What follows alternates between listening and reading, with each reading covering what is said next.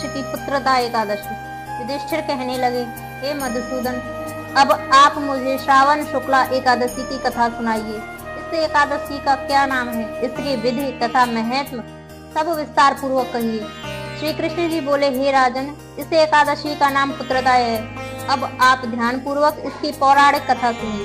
कथा: द्वापर युग के प्रारंभ में महिष्मति नाम की एक नगरी में अहिजित नाम का एक राजा राज्य करता था, परंतु पुत्रहीन होने के कारण राजा सदैव दुखी व चिंताग्रस्त रहता था।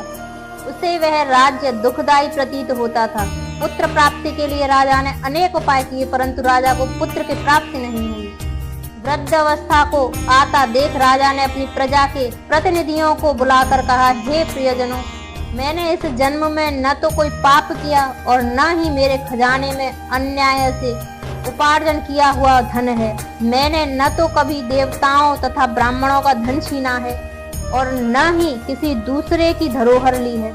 मैंने प्रजा को सदैव पुत्रवत पाला है। मैंने अपराधियों को पुत्र और बांधवों की तरह दंड दिया है। कभी किसी से घृणा नहीं की, सबको समान माना है। इस प्रकार धर्म युक्त राज्य करते हुए भी मेरे पुत्र नहीं है, इसलिए मैं अत्यंत दुख पा रहा हूँ। इसका क्या कारण है? राजा महिजित की यह बात को विचारने के लिए मंत्रीगण तथा प्रजा के प्रतिनिधि वन को गए और वन में जाकर वे राजा के हित के लिए किसी श्रेष्ठ तपस्वी की खोज में लग गए।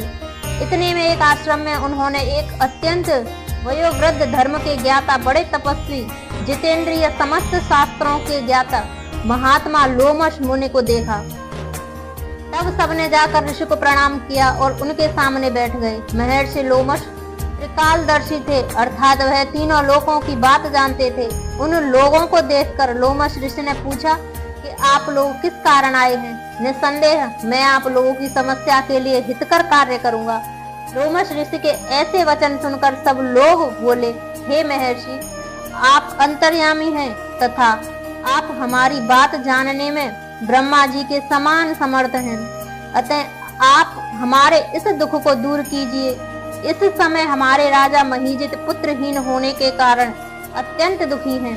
हम लोग उन्हीं की प्रजा हैं, अतः उनके दुख से हम भी दुखी हैं। हमें पूर्ण विश्वास है कि आपके दर्शन से हमारा यह दुख अवश्य दूर हो जाएगा, क्योंकि महापुरुषों के दर्शन मात्र से ही अनेक कार्य सिद्ध हो जाते हैं। अब कृपा करके राजा के पुत्र होने का उपाय बतलाएं। उनकी बात सुनकर लोमश ऋषि ने थोड़ी देर के लिए अपने नेत्र बंद किए और राजा के पूर्व जन्म का वृतांत जानकर कहने लगे, सुनो प्रजाजनों, आपका राजा पूर्व जन्म में एक निर्धन वैश्य था। निर्धन होने के कारण इसके अनेक बुरे कर्म थे। वह एक गांव से दूसरे गांव व्यापार करने के लिए जाया करता था। एक समय ज्येष्ठ मास के शुक्ल पक्ष की द्वादशी के दिन मध्यम काल के समय, जबकि वह 2 दिन का भूखा प्यासा था, एक जलाशय पर जल पीने गया। इतने में वहां एक बछड़े के साथ प्यासी गौ जल पीने के लिए आ पहुंची। राजा ने उस प्यासी गौ को जल पीने से हाँक कर हटा दिया और स्वयं जल पीने लगा।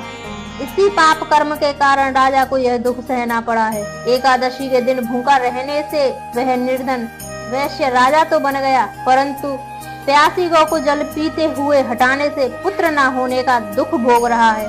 ऐसा सुनकर प्रजाजन कहने लगे, हे ऋषि, शास्त्रों में पापी का प्रायश्चित भी लिखा है, अतः आप ऐसा उपाय बतलाइए कि राजा का यह पाप नष्ट हो जाए। लोमश मुनि कहने लगे, श्रावण शुक्ल पक्ष की एकादशी को, जिसे पुत्रदा एकादशी भी कहते हैं, राजन, व तुम सब लोग व्रत और रात्रि को जागरण करो और सब अपना पुण्य राजा को अर्पित कर दो। इससे राजा का यह पूर्व जन्म का पाप अवश्य नष्ट हो जाएगा और राजा को पुत्र की प्राप्ति होगी। लोमश ऋषि के ऐसे वचन सुनकर मंत्रियों सहित सारी प्रजा नगर को वापस लौट आई और जब श्रावण शुक्ला एकादशी आई तो लोमश ऋषि की आज्ञा अनुसार राजा सहित सबने पुत्र एकादशी का व्रत और जागरण किया। इसके पश्चात द्वादशी के दिन भगवान से प्रार्थना करी कि उनके इस व्रत के पुण्य का फल राजा को मिले। उस पुण्य के प्रभाव से ही रानी ने गर्भ धारण किया और प्रसव काल समाप्त होने पर उसके एक बड़ा तेजस्वी पुत्र उत्पन्न हुआ। हे राजन, इसलिए इस श्रावण शुक्ला एकादशी का नाम पुत्रदा एकादशी पड़ा। अतः संतान की सुख की इच्छा रखने वाले इस व्रत को अवश्य करें। इसके महत्व को पढ़ने व सुनने से मनुष्य सब पापों से नष्ट हो जाता है और इस लोक में संतान सुख भोगकर परलोक में स्वर्ग को प्राप्त होता है। फलाहार, इस दिन गुड़ का सागर लेना चाहिए। गुड़ के पदार्थ, मेवा व मिठाई का सेवन कर सकते हैं।